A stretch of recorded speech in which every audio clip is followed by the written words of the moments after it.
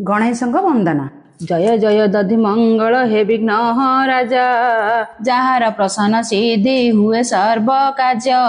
मंगलर नाशकारी जय गजानन, जोगेश्वर परमानंद पार्वती नंदन।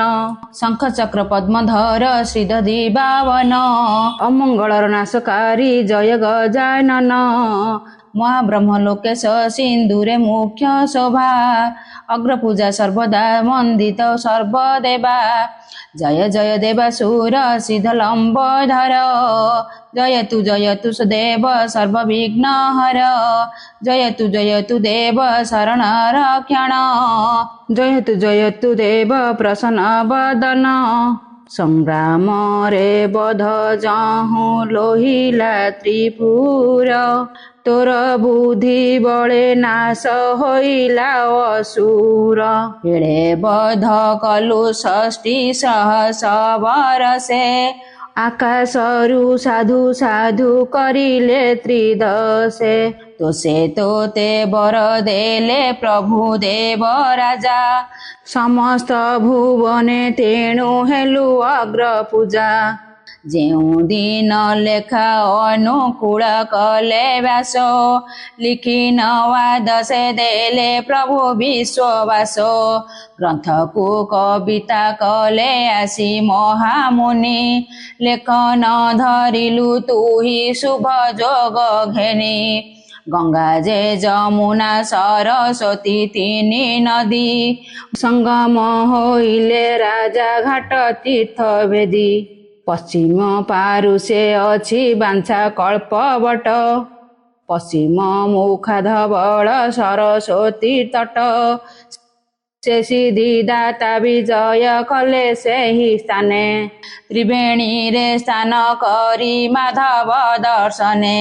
श्रीहस्ते लेखन धरी बसी जोगासने, माधवंक आज्ञा रे से बांछा करी मने। व्यास कहंती लिखि न कर तू ही स्वामी, आदि ग्रंथ को देव तू बांटी देलु जानी। स्वामी जेबे लिखि न तू कलु शास्त्र जोगे, से अमृत दृष्टि मोते दिय मुहि मागे। जोगे जोगेश्वर सदा नंदन तनय, अभय अजपा जपे थाई सदा लय। करुणामय नाथ तू अभय वरद, संसार बारिधि की जे नाभ तोर पाद। विस्तार उदर तोर ज्ञान अति सूची, पृथुल शरीर नाश कला भय बंची। ए घोर संसारे मोहि बड़ाइली इच्छा, दुष्टर तारण नाथ पुरा ओम वांछा। पति सगुणे श्रीकंठ मिलई तो कला, गणनाथ कृतुहले रंगर से भोला। दिव्या रात्र न जाणई से महा महिमा, अनंत अल्प वचहि पुरुष उत्तम। पुरुषंक मध्य सिद्ध देवतांक आदि, प्रसन्ने दुस्तरह करु कार्य सिद्धि। तोहर श्री चरणे मो चरण जे सेवा, भारत कहिबी मोते प्रसन्न होइबा। तब पाद पद्मे मोर विनय भक्ति, परशुष्पाशोधारण नाश गणपति। आदि अंत मध्यरे तू पूर्णि अवसारे, ग्रंथ कलु भूत भविष्यत वर्तमाने। श्रीमाता सारला देवी श्री चरणे दास, कहई जे शूद्र मुनि श्री सारला दास।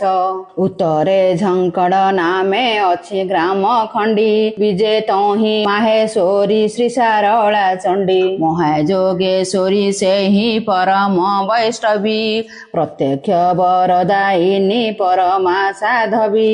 वांछा फल कुजे देवी सार्थक करही, पाषाण गारत वाक्य केबे तुटही। सर्वमंगला रूपिणी मात्या मत भोला, ग्रंथर रस घेनहि होई कुतूहल।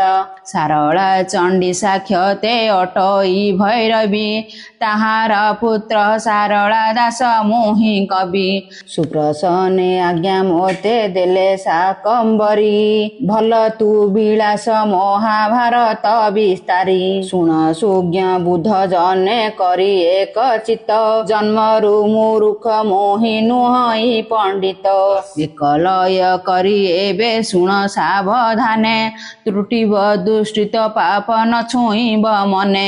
ଏବେ ସରିଲା ଗଣେଶଙ୍କ ବନ୍ଦନା। ଯଦି ମୋ ଦ୍ୱାରା କିଛି ପଢ଼ିବାରେ ଭୁଲ ହୋଇଥାଏ ତାହେଲେ ମୋତେ କ୍ଷମା କରିଦେବେ। ରହିଲି, ଧନ୍ୟବାଦ।